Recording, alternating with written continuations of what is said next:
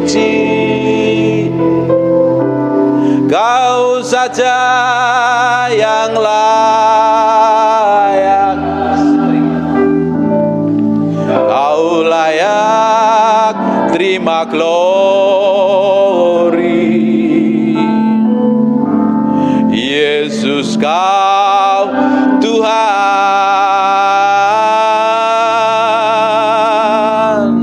Kau saja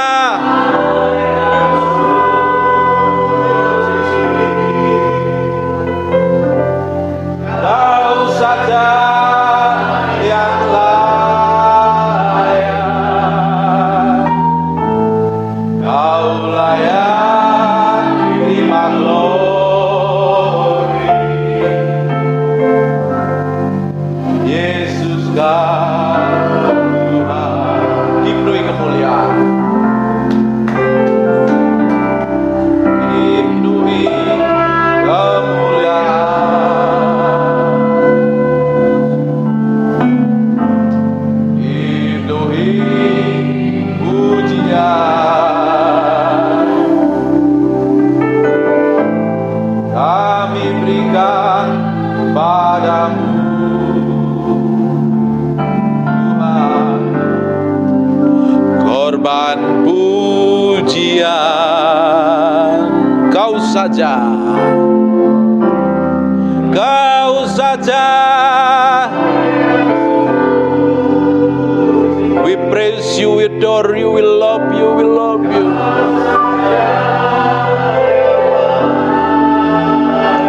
Makara labakana rabasekene mentebe.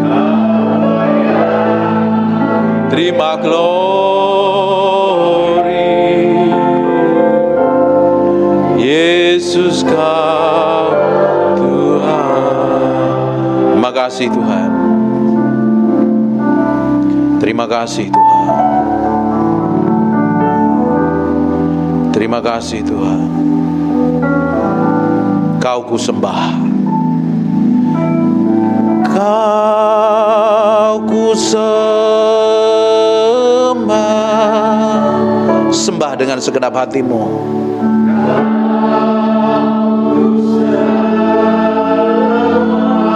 Sembah Dia.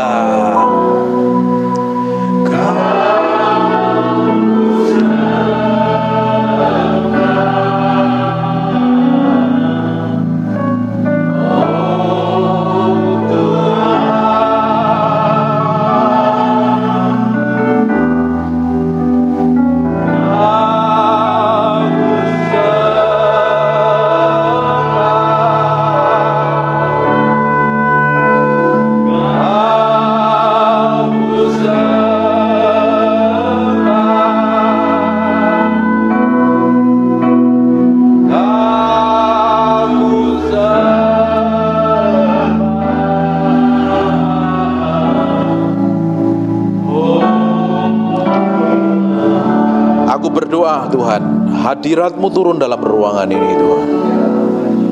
Semakin kuat mengalir dari ujung ke ujung. Aku berdoa setiap orang dalam ruangan ini mengalami sesuatu yang ilahi. In Jesus name. In Jesus name. Nikmati Tuhan lewat penyembahan ini. We praise you, we praise you. We praise you, we adore. Makarala bakahana masyendere. Inemendere bete bebe piana mantaka bakarala bak. Ipakara pataka ya nama sekene mendere bete. Inoroboto konorolobota pasyendere bete bebe piana. Inarala maso. Ibidibie.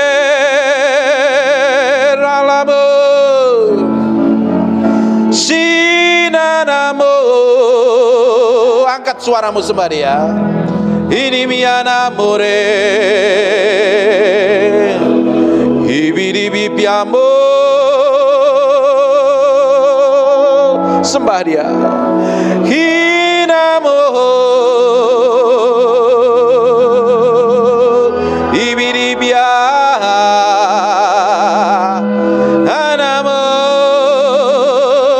suaramu, tinggikan Raja. Raja yang maha mulia itu, agungkan namanya. Nyanyikan mazmur yang meninggikan Tuhan perkasa, Allah yang ajaib. Ini biye siana more hibidi bikia,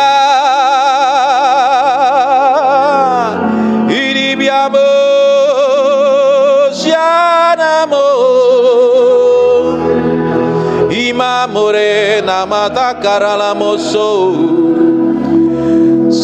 Pagi hari ini kami menyembah-Mu, kami berikan hati kami meninggikan Engkau Tuhan dalam keajaiban-Mu. Oh, kami sembah, kami muliakan. Oh, Rianamu, angkat suaramu, mulai sembah dia. Ini mi piyama Tuhan, we love you, we love you, we love you. Hinamo sidie, hinamo seralamo, himanama ranamase, igirina moro. Kami berikan hati kami pagi hari ini menyembah-Mu. Ini hidup kami, kami bawa di atas mezbah-Mu. Dapatin kami menyenangkan hati-Mu. Terima kasih Tuhan, terima kasih Tuhan, terima kasih.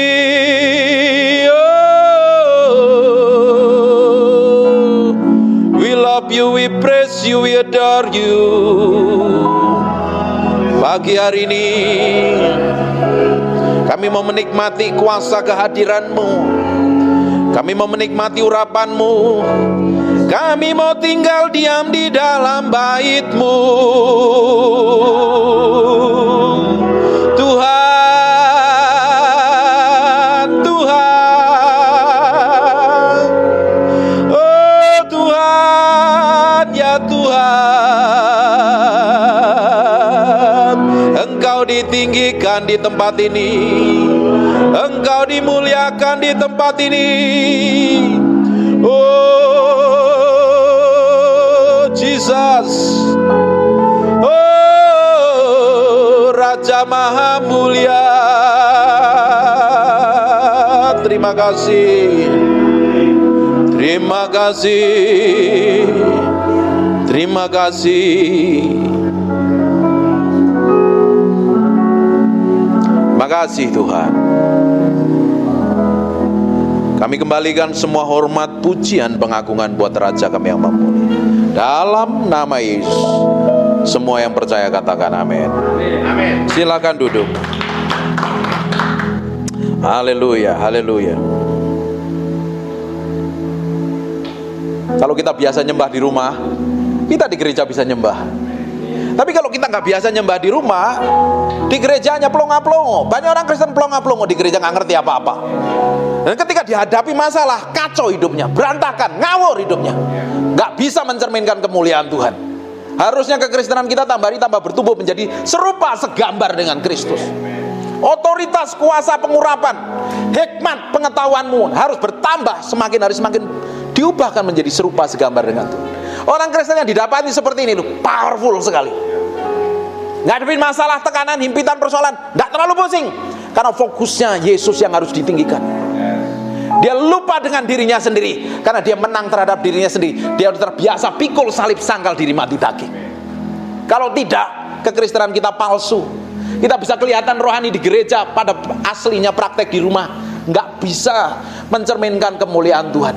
Orang-orang Kristen seperti ini jadi batu sandungan. Kasar mulutnya, kelakuannya busuk, sikapnya bejat, tidak mencerminkan kemuliaan Tuhan. Bagaimana mungkin menjadi berkat bagi banyak orang? Karena panggilan kita yang pertama kali harus diubah menjadi serupa segambar dengan Tuhan. Ketika kita dirubah, kita bisa jelaskan, umat yang kubentuk akan memberitakan kemasyhuranku. Dibentuk apanya? Karaktermu, kelakuanmu, pikiranmu, kehendakmu harus sejalan dengan Tuhan. Orang kayak begini loh biasa nyembah Tuhan di rumah. Ketika di gereja penyembahanmu naik, kau bisa ngagungin Tuhan. Hidupmu didedikasikan hanya untuk Tuhan, bukan untuk yang lain. Amin. Kekristenan yang sejati adalah kekristenan yang setiap hari berjalan bersama Roh Kudus. Bukan di gereja. Di gereja semua orang bisa kelihatan rohani. Haleluya, angkat tangan, ditumpangi tangan pendeta, gemetar-gemetar, rebah berkali-kali. Tapi real praktek hidupmu adalah 24 jam sehari di rumahmu, di pekerjaanmu, di kantormu, di tokomu, dimanapun kau pergi. Hidup kita harus mencerminkan Kristus. Ini kalau Kristus yang mengalir melalui hidup kita, powerful, punya otoritas dan dampak. Kata-katamu punya bobot dan kuasa. Amin. Tapi pada kenyataannya orang Kristen gak ada bobot dan kuasanya. Katanya orang percaya Yesus, dia akan melakukan perkara-perkara yang lebih besar daripada yang Yesus pernah lakukan. Tapi pada kenyataannya banyak orang Kristen stres, bingung, kacau, karena gak terbiasa tinggal dalam hadirat Tuhan. Di tempat ini harus jadi orang yang berbeda. Setiap orang harus mengalami pergaulan intim dengan Roh Kudus setiap hari. Di kamar doamu, mati handphonemu, masuk kamarmu, sembah Dia, bergaul dengan Dia, baru engkau bisa rest in the presence of the Lord. Banyak orang ngadepin masalah kacau, panik, bingung. Kenapa bisa kacau, panik dan bingung? Karena ininya yang jalan. Ini harus selaras dengan firman. Kalau ini gak selaras dengan firman, bawa belur. Kekristenan kita gak memiliki dampak apa-apa. Bertahun-tahun ke gereja, puluhan kali dengerin khotbah pendeta yang hebat, urapan, ditumpangi tangan pendeta sampai klomoh semua. Klomoh itu apa itu? Basah semua rambutnya, diurapi minyak, diunyak-unyak, tapi nggak akan ada perubahan.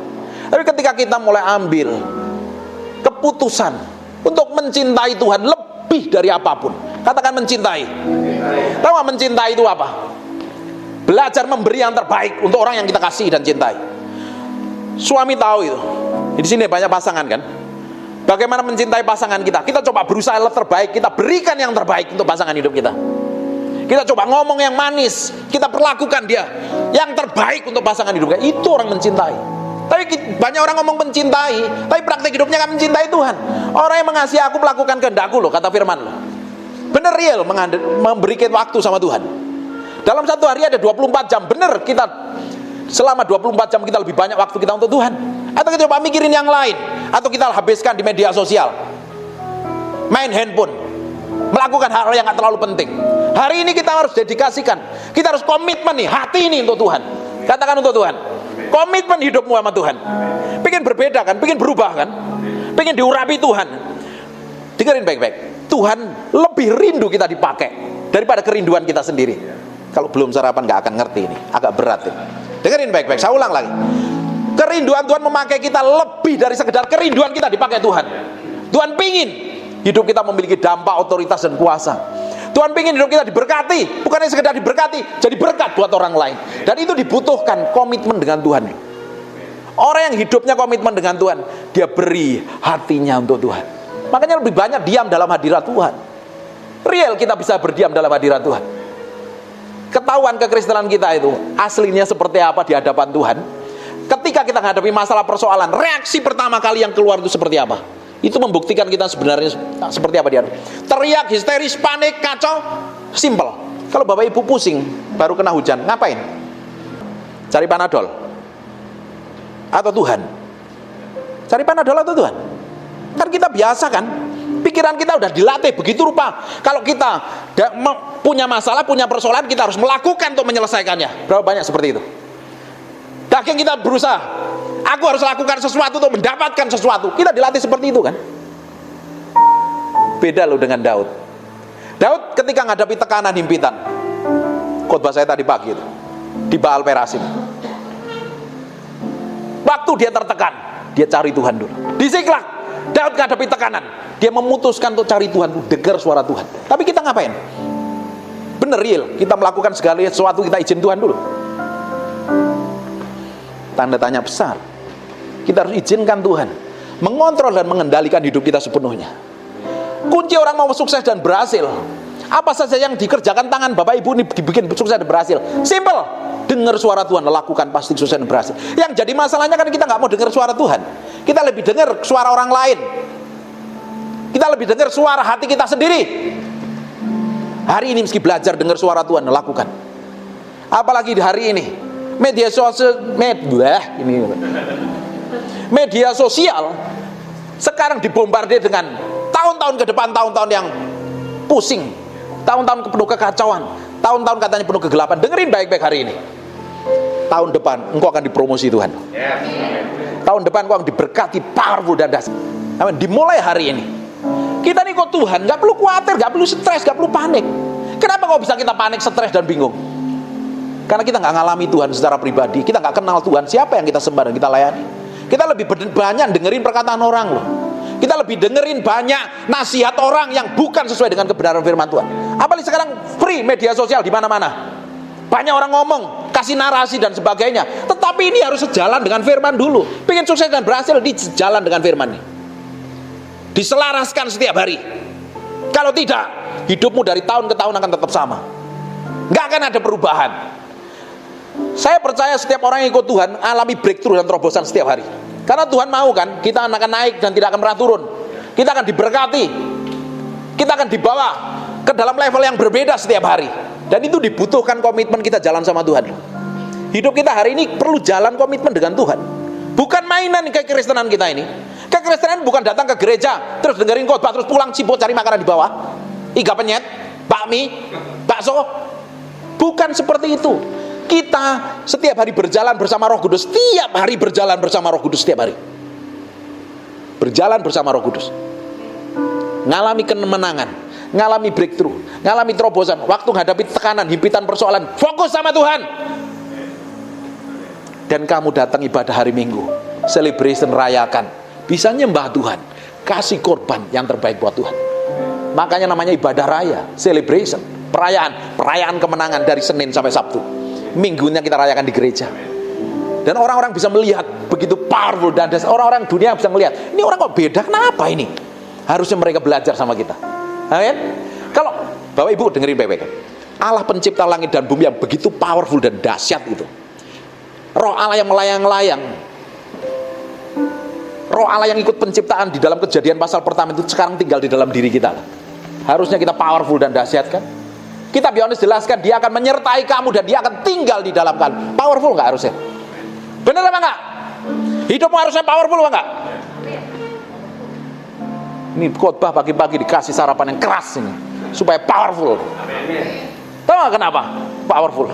Kenapa hidup kita harus dahsyat? Karena ada Tuhan yang manifestasi melalui kehidupan kita. Kitab Korintus jelaskan, kita akan bertolak dari iman satu pada iman yang lain. Kita mencerminkan kemuliaan yang secara jelas, terang-terangan orang bisa lihat kemuliaan itu manifestasi melalui kehidupan kita.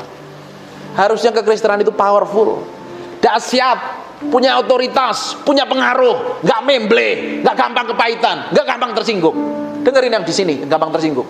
Belajar mati daging, pikul salib, sangkal diri. Dengerin Pak, kalau ada pengerja, ada jemaat gampang tersinggung, kamu belum mati daging. Ada suatu hari saatnya hidup kita itu bebas dari tersinggung dan sakit hati. Karena kita fokusnya bukan diri kita sendiri, kita fokus maunya Tuhan. Kita fokus hati Tuhan, yang kita pikirin hati Tuhan, bukan diriku, aku dan saya. Kalau fokusnya diri kita sendiri, aku, diriku dan saya, aku akan jadi orang yang stres, bingung, kacau, panik, gampang tersinggung, gampang marah, nggak dihargain orang lain, marah, ingin cari muka, padahal muka tetap di sini, dicari di mana-mana. Ngapain? Amin. Yang perlu kita cari, kenali Tuhan dalam hadiratnya. Yang di belakang dari kasih warning ya, waktu saya habis apa enggak? Saya ngomongnya akan cepat sekali. Sekarang buka Mazmur 46 ayat yang ke-10. Diamlah dan ketahuilah. Disuruh ngapain? Kebanyakan kita kan berusaha melakukan segala sesuatu kan. Coba membuktikan. Kekristenan kita itu bukan untuk membuktikan bahwa kita ini lebih hebat dari orang lain. Lihat nih pencapaianku, lihat nih apa yang ku capai, lihat permainan musikku, lihat khotbahku, lihat pengurapanku. No, kita tidak dipanggil untuk bersaing dengan orang lain loh. Kita dipanggil bukan untuk lebih hebat dari orang. Lihat bajuku betapa mahalnya, betapa aku baru ke salon rambutku disasak tinggi. Enggak seperti itu. Kita dipanggil untuk menjadi serupa segambar dengan Tuhan, bukan untuk lebih hebat dari orang lain. Tapi banyak orang kan pengen bersaing kan hari ini.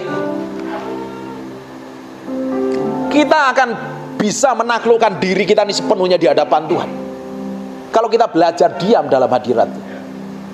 Berapa banyak orang yang stres, yang dicari bukan Tuhan, tapi buka WA coba telepon gembalanya.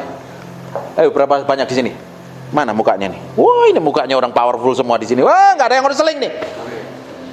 Berapa banyak dari kita kalau kita ngadepin masalah langsung cari gembalamu, lo telepon, dipikir gembalamu Tuhan bisa menyelesaikan masalahnya. Bahwa gembala untuk menyelesaikan masalah perlu tanya Tuhan. Kenapa kamu nggak tanya Tuhan dulu? Kita kebanyakan ngadepin masalah cari WA kan, telepon aja, nangis. Sekarang belajar, pendeta bukan jawaban, Yesus yang jadi jawaban. Yesus harus jadi yang utama dan terutama dalam kehidupan kita. Itu bukti kekristenanmu dewasa di dalam Kristus.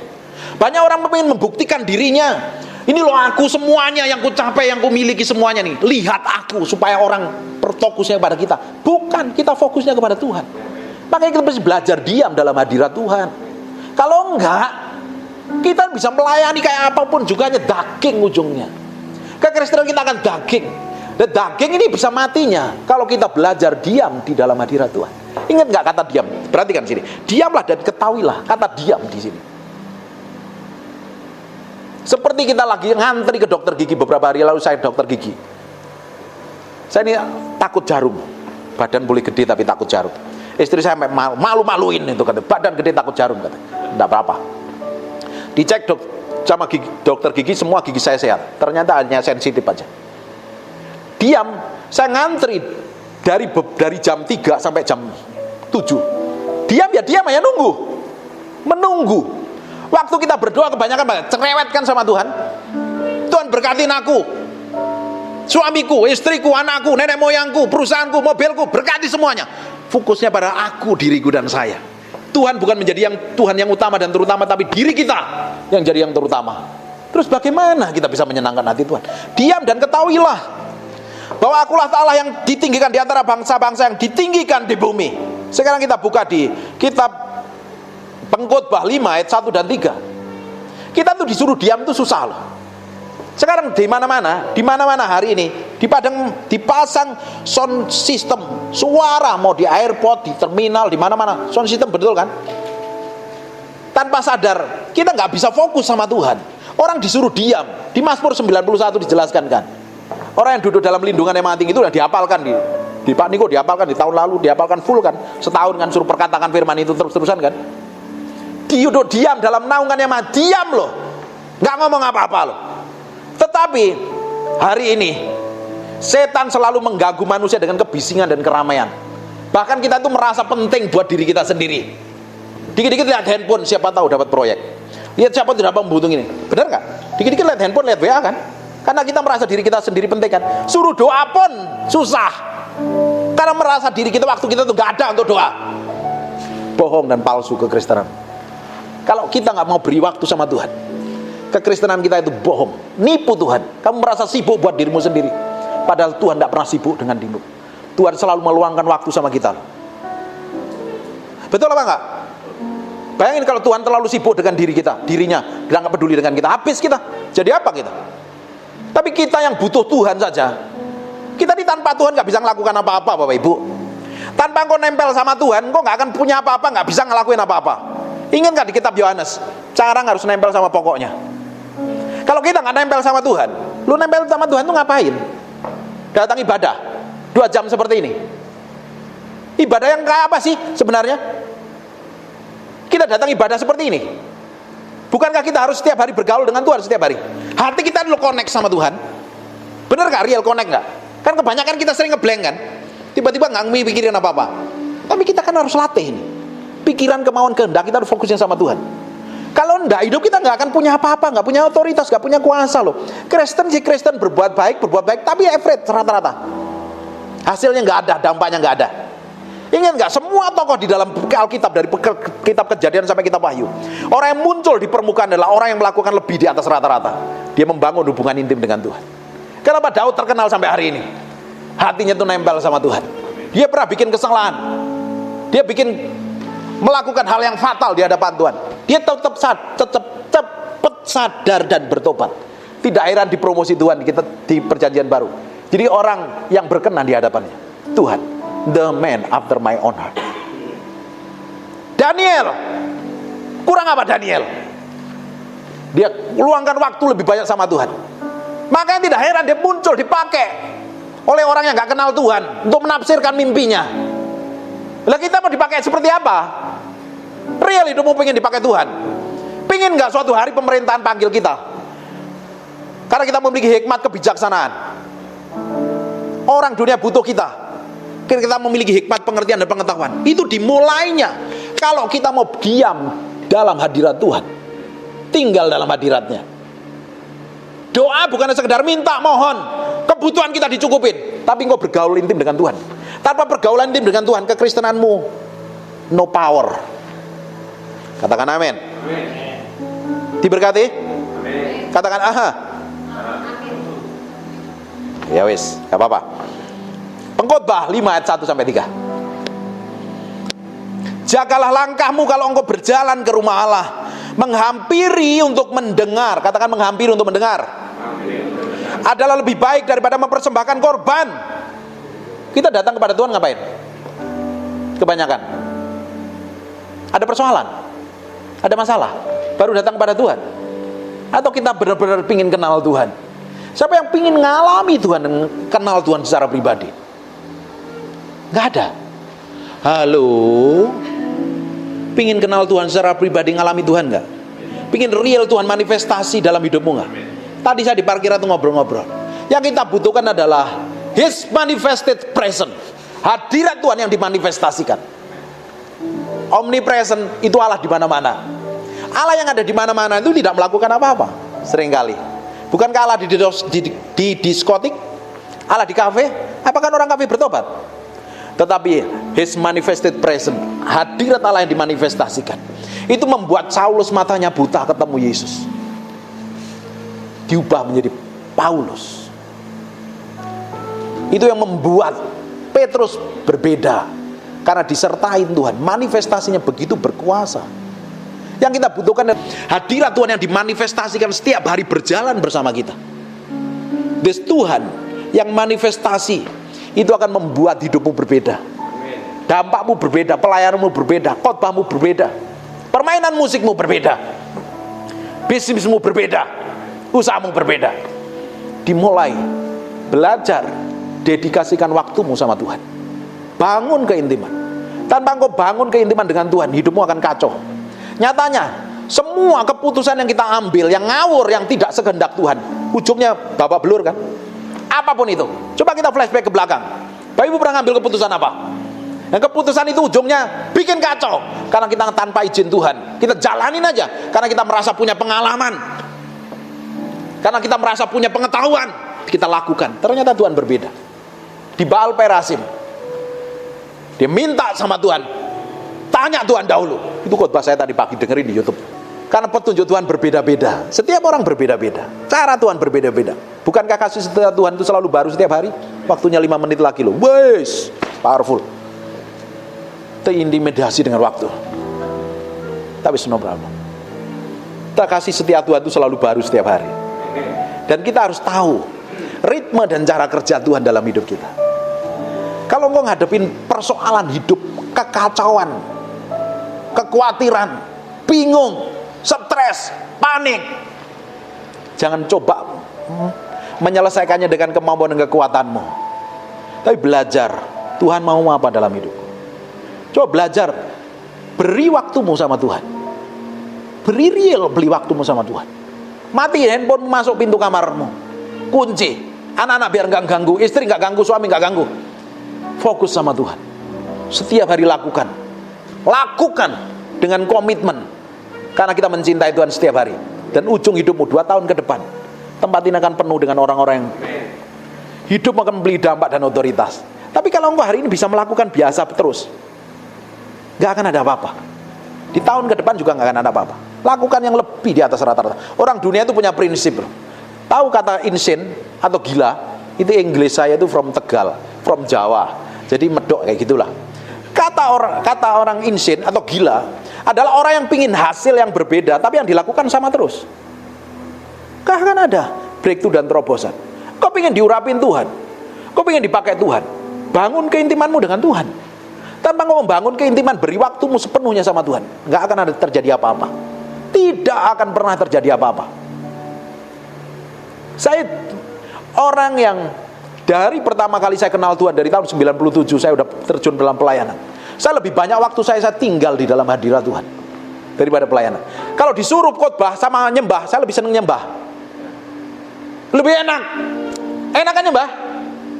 Tadi nyembah ngerasain apa? Diserial manifestasi Tuhan mulai nyata ya. Semakin kamu lakukan dalam hidupmu setiap hari, kamu datang ke dalam pelayanan, dalam ibadah seperti ini, doain orang, layanin orang, orang itu bisa merasakan Tuhan yang manifestasi melalui hidupmu. Itulah yang akan mengubah orang lain.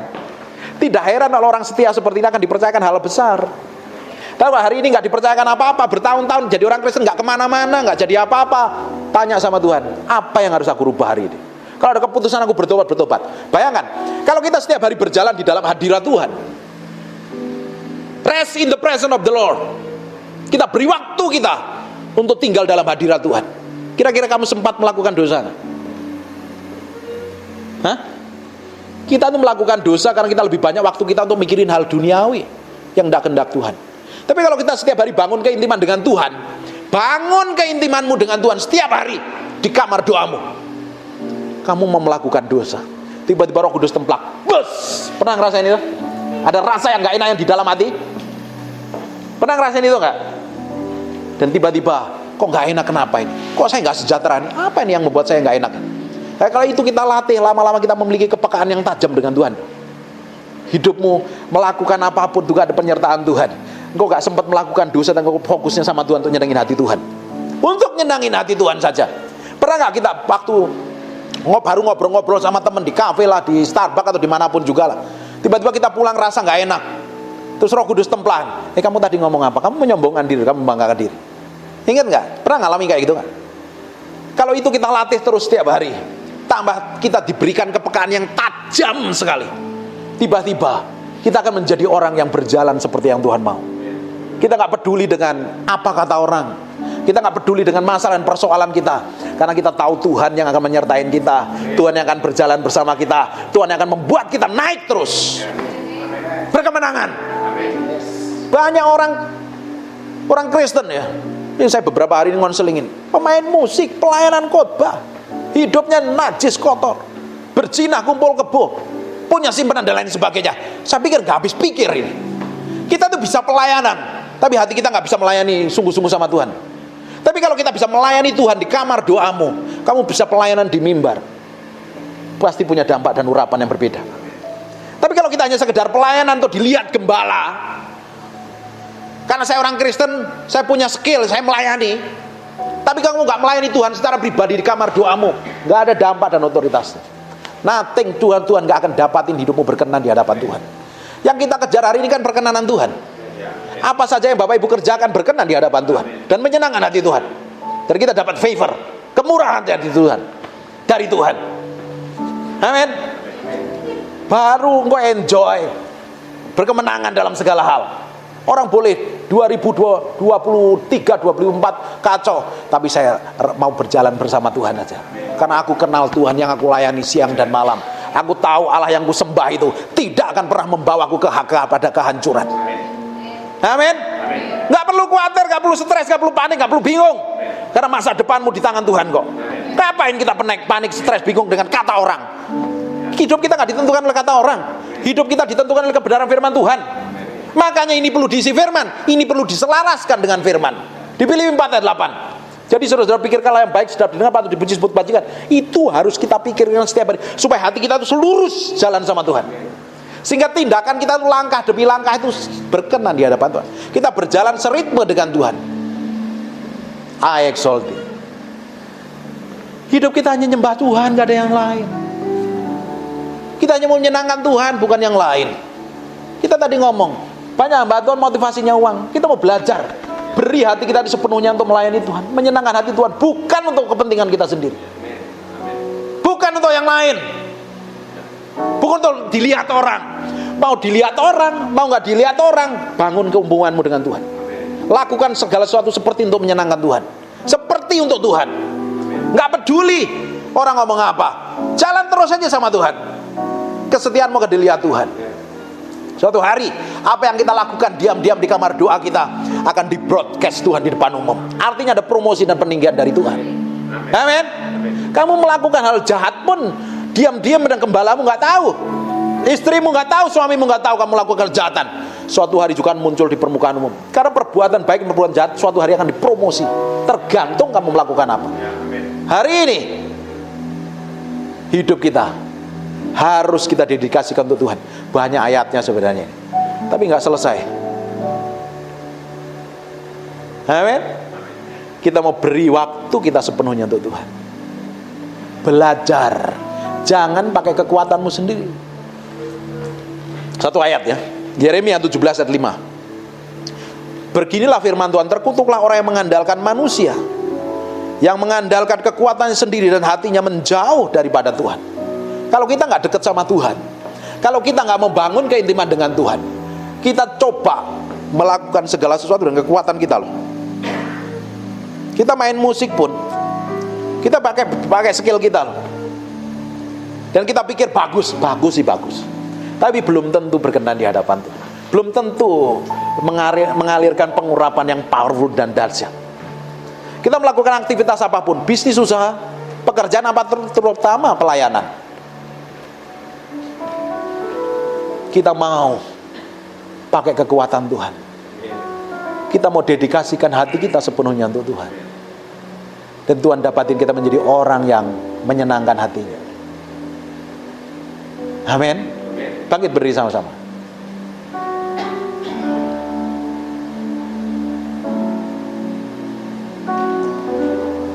Nanti lanjutin dengerin khotbah saya di YouTube lanjutannya ya.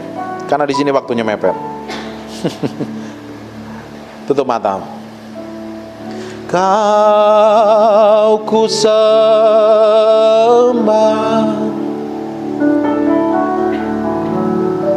kau ku sembah,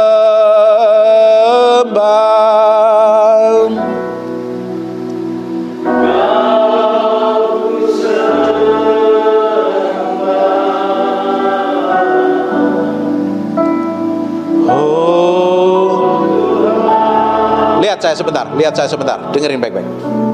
Kalau kita mau mati daging, pikul salib, sangkal diri. Pikul salib, mati daging, sangkal diri. Cara tercepat untuk mati daging, pikul salib, sangkal diri adalah masuk dalam hadirat Tuhan.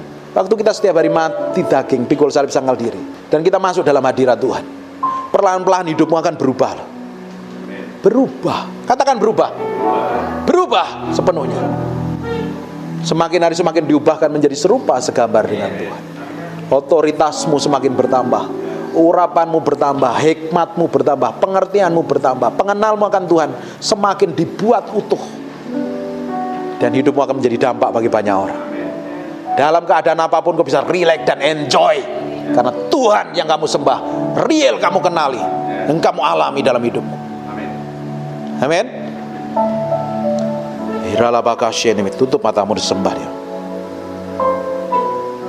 Roh Kudus, aku minta, aku mohon, aku berdoa, materaikan firman ini dengan darah anak domba Allah, terpahat dalam loh batin kami yang paling dalam. Dan aku berdoa setiap orang dalam ruangan ini memiliki cinta yang berbeda dengan Tuhan, mengasihi Tuhan lebih dari apapun juga, menomorsatukan Tuhan lebih dari apapun juga. Aku berdoa setiap orang dalam ruangan ini beri pengalaman pribadi dengan Kau. Roh Kudus, jamah mereka satu persatu Tuhan, dalam ruangan ini, dalam ruangan ini, dalam ruangan.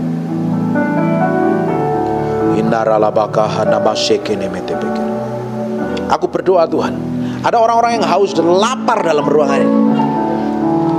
Aku berdoa pengurapan-Mu sedang turun menjamah mereka, in Jesus name. Maka rabataka pasyentene metipu. Jamah dalam nama Yesus. Biar pengurapan itu turun dari ujung rambut sampai telapak kaki. Now in Jesus name. Maka rabahine mente peke. Jamah Tuhan. Tuhan beri pengalaman pribadi setiap orang dalam ruangan ini. Dalam nama Yesus, dalam nama Yesus. Aku sudah selesai berkata-kata, aku selesai berkhotbah, aku selesai memberitakan firman-Mu hari ini.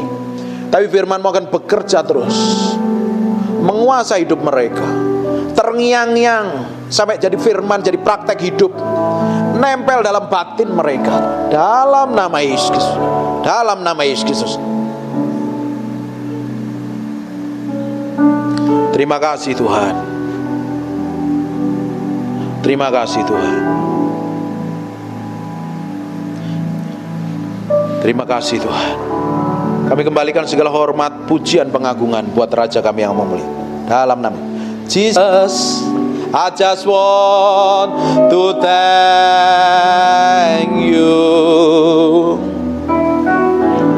Jesus, I just want to thank you. Jesus, I just want to thank you for all has done.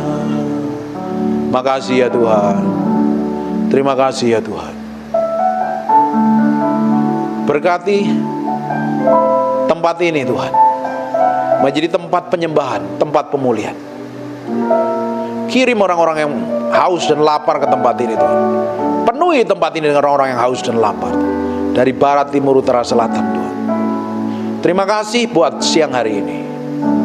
Kami kembalikan untuk hormat kemuliaan bagi nama-Mu Raja yang Maha Mulia. Roh Kudus ajarin mereka satu persatu untuk belajar bergaul intim dengan Engkau, memiliki hubungan kedekatan dengan Engkau, mengalami hubungan pribadi dengan Engkau di kamar doa mereka. Makasih ya Tuhan, terima kasih. Bagi-Mu hormat, pujian, dan pengagungan buat Raja kami yang Maha Mulia. Dalam nama Yesus, semua yang diberkati Tuhan katakan amin. God bless you.